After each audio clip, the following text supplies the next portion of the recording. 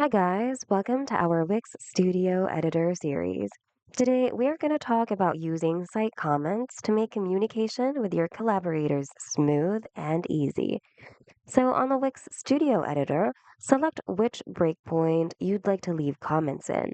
You can leave comments on your desktop mode, tablet mode, mobile mode, etc., especially if you have a lot of custom breakpoints.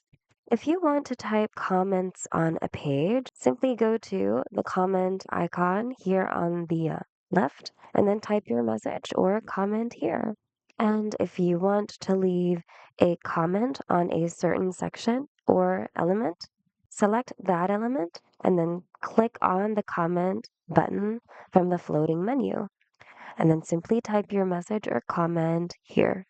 And when creating comments, you can also even mention your teammates or collaborators by adding at and mentioning them just like that. By the way, you can also use these tools over here to format your comments or messages. And if you'd like to attach files, you can do that through the attach file button. And there you have it. That's all for today, guys. Hope this video was helpful. If you need more Wix tutorials, check out our channel and consider subscribing as well. Thanks for watching and see you guys in the next video.